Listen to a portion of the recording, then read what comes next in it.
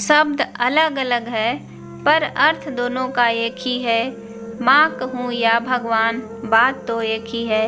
नमस्कार प्रिय दोस्तों, स्वागत है आप सभी को मास्टर स्टोरी चैनल में। आज की कहानी है आज के ज़माने का कलयुगी बेटा। अगर कहानी पसंद आए तो वीडियो को लाइक करें और मेरे चैनल पर पहली बार आए हैं तो सब्सक्राइब करके जाइएगा। चलिए कहानी को सुनते हैं। देवंती देवी जी अपने बेटे और बहू से अलग अपने पति के साथ अपने गांव में ही रहती थी। बच्चे जैसे जैसे बड़े होते गए वैसे वैसे सभी गांव को छोड़कर शहर में जा बसे। परिवार में कुल मिलाकर 2 ही जने रह गए थे, एक देवंती देवी जी और दूसरे उनके पति महेंद्र प्रसाद जी। महेंद्र प्रसाद जी की गांव में ही खेती थी, जिसके बलबूते पर उन्होंने अपने बच्चों को काबिल बनाया और इस मुकाम तक पहुंचाया कि वो अपने परिवार को एक बेहतरीन ज़िंदगी दे सके। महेंद्र प्रसाद जी एक किसान थे और अपने समय में उन्होंने बहुत खेती की, परंतु उम्र के साथ साथ उनके शरीर की ताकत भी कम हो रही थी। जबकि खेतों में काम करने के लिए इंसान के शरीर में थोड़ी बहुत ताकत तो होनी ही चाहिए।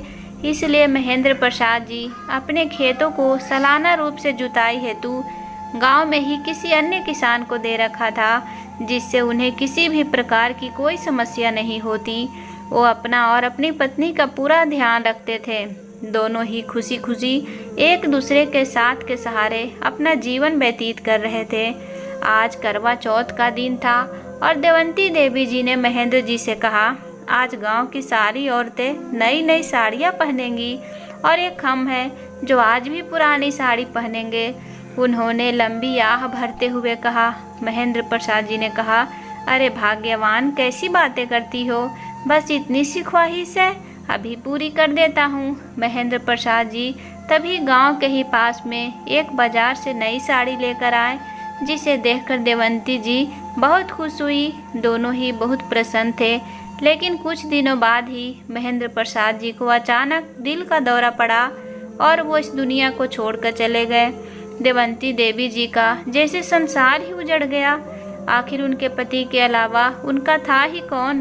कहने को तो एक बेटा करण था, जिसे अभी तक अपने पिता के अंतिम क्रियाक्रम में आने को भी फुर्सत नहीं थी। आज तक उसका इंतजार किया गया।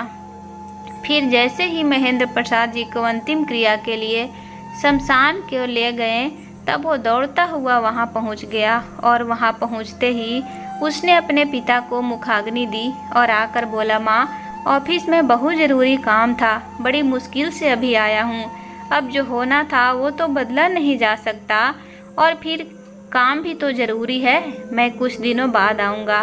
देवंती देवी जी चुपचाप बैठी रही। उन्होंने ना तो उसे जाने को कहा और ना ही रुकने को कहा। वो तो बदहवास की हालत में बैठी हुई थी। गांव वालों के जोर देने पर वो वहीं रुक गया। कुछ दिन बाद वो गांव से अपने पिता की 13वीं करने के बाद वो वहां से निकलने लगा। करण से उसके ग्राम प्रधान ने कहा, बेटा, अब तुम्हारे अलावा इसका है ही कौन, तुम भी यहाँ से इस हाल में छोड़कर जा रहे हो। अरे तुम इसे अपने साथ क्यों नहीं ले जाते, वहाँ कम से कम बहू के सहारे समय काट लिया करेगी। यहाँ अकेले रहेगी तो घर भी काटने को दौड़ेगा। तुम शायद नहीं जानते कि तुम्हारी माँ ने क्या खोया है। तुम्हारे पिता इस उम्र में भी तुम्हारी माँ का पूरा ख्याल रखते थे। तुम्हारी माँ को इस समय सबसे ज़्यादा तुम्हारी ज़रूरत है। वह वहाँ कुछ कहता उससे पहले प्रधान बोल उठे, यदि तुम्हें इससे समस्या है और तुम अपनी माँ को साथ नहीं ले जाना चाहते तो यह सभी मैं देख लूँगा, लेकिन फिर तुम्हें तुम्हारे पिता के ज़मीन से हाथ भी नहीं लगाने दूँगा। प्रधान जी की बात सुनकर वो घबरा गया, फिर अपनी माँ को साथ लेकर चल पड़ा। देवंती देवी जी पहले ही बहुत बड़े मानसिक तनाव से गुजर रही थी, लेकिन उनके बच्चों को इस बात से कोई मतलब नहीं था। वो तो अपनी माँ को अपने साथ लेकर भी ना जाता यदि सरपंच ने इतनी जोर न दिया होता। वो इतना मतलबी और लालची इंसान था, जिसकी चाय में भी मक्खी गिरकर मर जाए तो वो भी उस चाय को फेंकेगा नहीं, बल्कि मक्खी को निकालकर चाय को पी लेगा। वो अपनी माँ को अपने घर में कैसे रखता। कुछ ही दिन में वो अपनी माँ से उल्टा बोलने लगा। किंतु उसकी पत्नी काफ़ी हद तक ठीक थी, या यूँ कहो कि वो एक औरत का दुख समझती थी, क्योंकि वह खुद भी एक औरत थी। तो वह जानती थी कि यदि किसी औरत का सुहाग उजड़ जाए तो उस पर क्या बीतेगी, ऊपर से तब जब वह इंसान आपका इकलौता सहारा हो, क्योंकि अपने पति के बर्ताव से वह भली भांति परिचित थी कि वो कितना लालची व्यक्ति है और पैसों के लिए तो वो कुछ भी कर सकता है। इसलिए वह भी उसके सामने ज़्यादा कुछ नहीं बोलती थी। देवंती देवी को बेटे के पास आए हुए 1 महीना हो चुका था, जिसके कारण करण ने देखा कि उसके महीने का खर्चा बढ़ गया है। यह बिल लेकर चिल्लाता हुआ आया, मधु मधु, आखिर तुम पूरा दिन करती क्या हो? घर में एसी लगवा दी है क्या जो इतना बिल लाया है? ऊपर से घर का राशन कितना खाने लगी हो यार, इतना खर्चा हुआ है, पूरे 1000 रुपये का खर्चा बढ़ गया है। मधु आज चुप ना रह सकी और बोली, तुम्हें शर्म नाम की चीज़ है या नहीं? इतने कंजूस इंसान हो, गांव से माँ आई है और अगर ऐसे में 1000 रुपये का खर्चा बढ़ भी गया तो कौन सा आसमान टूट पड़ा? अरे इतने बड़े शहर में एक इंसान का 1000 रुपये का खर्चा होना कोई बड़ी बात नहीं है। जब आप माँ को गांव से घर लेकर आए तो कुछ पैसे किराए में भी तो खर्च हुए होंगे, और फिर वो तुम्हारी माँ है, तुम्हें उनका ज़रूरत का ध्यान रखना चाहिए, और तुम हो कि अपने खर्चों का ध्यान रख रहे हो। देवंती देवी जी यह सारी बातें सुन चुकी थी। वो पहले से ही मानसिक तनाव से गुजर रही थी। उनके बेटे की ऐसी बातों का उनके स्वास्थ्य पर बुरा असर हो रहा था, और फिर बढ़ते खर्चे को लेकर मधु से झगड़ा करना करण के लिए बिल्कुल आम बात हो गई थी, जिसका परिणाम बहुत बुरा हुआ। देवंती देवी जी की मानसिक स्थिति और खराब हो गई और वह दिन प्रतिदिन बिगड़ती ही चली गई। मधु अपनी सास का पूरा ध्यान रखती, लेकिन करण को तो अपने पैसों की पड़ी थी। एक दिन देवंती जी को दवाई दिलाकर घर पहुंचा तो दवाई मेज पर पटकते हुए गुस्से में चिल्लाने लगा, मधु कहाँ हो तुम? मैं माँ को और अपने पास नहीं रख सकता, मैं इन्हें छोड़ने जा रहा हूँ, पर कहाँ और किसके पास वो सब मुझे नहीं पता, लेकिन अब मैं और बर्दाश्त नहीं कर सकता, और किसी चीज़ की हद होती है। तुम्हें पता है माँ की दवाइयाँ कितनी महंगी आती है, इतने में तो हमारा पूरे महीना का खर्चा निकल जाता है। इस तरह से तो मैं सड़क पर आ जाऊँगा, इससे अच्छा है मैं इन्हें ही सड़क पर छोड़ दूँ। इस पर मधु चिल्लाती हुई बोली, करण तुम्हारा दिमाग खराब हो गया है, ना जाने कैसी बातें कर रहे हो। अरे वो तुम्हारी माँ है और तुम उन्हें सड़क पर छोड़ना चाहते हो? मैं नहीं होने दूंगी, समझे आप? पहली बार मधु ने अपने पति से इतनी ऊंची आवाज़ में बात की थी, जिसका उसे बहुत अफसोस था, लेकिन करण उसे बिल्कुल भी अफसोस नहीं था। अब भी वो अपनी माँ को खुद से दूर करना चाहता था, लेकिन वो समझ नहीं पा रहा था कि आखिर वो ऐसा क्या करे, क्योंकि उसे इतना तो समझ आ ही चुका था कि मधु के होते हुए वो जानबूझकर या मधु को बताकर तो अपनी माँ को कहीं नहीं छोड़ सकता।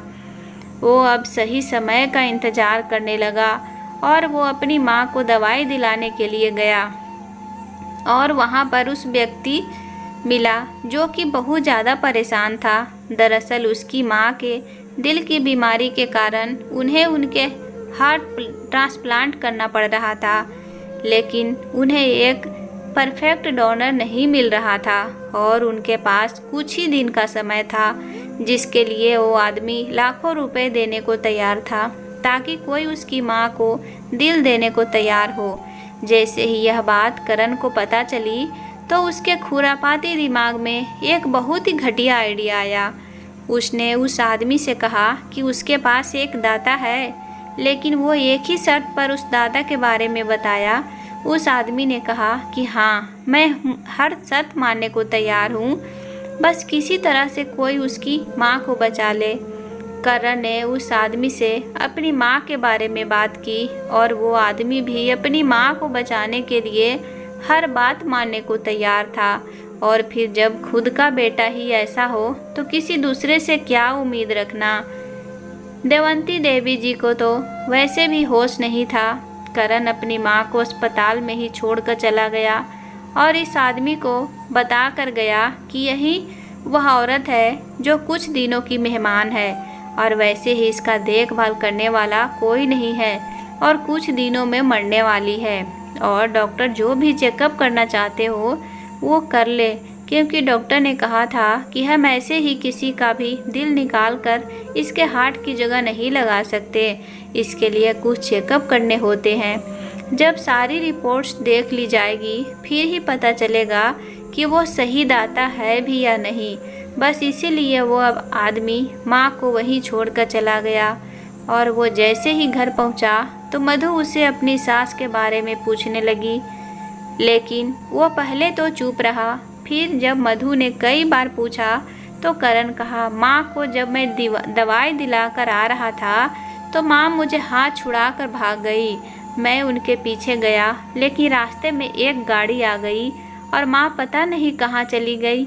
मधु को यह सुनकर बहुत अजीब लगा। वो बोली, कमाल है, तुमसे हाथ छुड़ाकर तुम्हारी माँ, जिनकी मानसिक स्थिति पर ठीक नहीं है, वो भाग गई और तुम यहाँ आराम से बैठे हुए हो। करण बोला, तो मैं क्या करता? 24 घंटे से पहले तो पुलिस वाले भी कोई कार्रवाई नहीं करते, फिर ऐसे में मैं क्या करता, बताओ तुम ही। मधु चुप हो गई, पर यह बात उसे हजम नहीं हो रही थी। मधु 24 घंटे बीतने का इंतजार करने लगी, लेकिन जैसे ही सुबह हुई करण जल्दी जल्दी उठकर नहा धोकर तैयार हुआ और निकल गया। अस्पताल में जाकर उस व्यक्ति से और डॉक्टर से बात करने लगा। और जब डॉक्टर ने बताया कि देवंती जी उस अमीर व्यक्ति की माँ के लिए एक परफेक्ट दाता है, तो करण की तो जैसे लॉटरी ही लग गई। उसकी आंखों में पैसा तैरने लगा और वो उस अमीर व्यक्ति से बोला, देखो भाई, यह मेरी माँ है और मैं कुछ लाख के लिए अपनी माँ की जान दांव पर नहीं लगा सकता। आखिर माँ के प्यार का कोई इतनी कीमत कैसे लगा सकता है? थोड़ा तो सोचना चाहिए। तो उस आदमी बोला, 50 लाख लो। करण को और लालच आया। करण बोला, बस 50 लाख? मेरी माँ के जिस दिल में मेरे लिए इतना सारा प्यार होगा उसे मैं मात्र 50 लाख में बेच दूँ? वो आदमी फिर बोला, 1 करोड़। करण को लगा कि इससे अच्छा मौका फिर नहीं मिलेगा, इसलिए वो लालच बस बोला, आप अपनी माँ के लिए बस 1 करोड़ दे सकते हो? तो आदमी बोला, तुम खुद बताओ तुम्हें कितने रुपए चाहिए? तो करण बोला, ज़्यादा नहीं, बस 10 करोड़ रुपए चाहिए। इतने रुपए मुझे दे दो, फिर चाहे जो करना मेरी माँ के साथ, हाथ निकालना, पैर निकालना या फिर आंखें, मुझे कुछ नहीं पता। तुम मुझे बस पैसे दे दो, मैं इसे यहीं छोड़ जाऊंगा। उधर जब मधु उठी तो वह सोचने लगी कि आज करण इतनी सुबह सुबह कहाँ निकल गया, जबकि रोज़ तो वो इस वक्त तक सोया रहता था। उसे कुछ गड़बड़ लगी तो वो तुरंत ही अपनी सास की फ़ोटो लिए पुलिस स्टेशन चली गई और वहाँ जाकर उसने उन्हें सारी बात बता दी।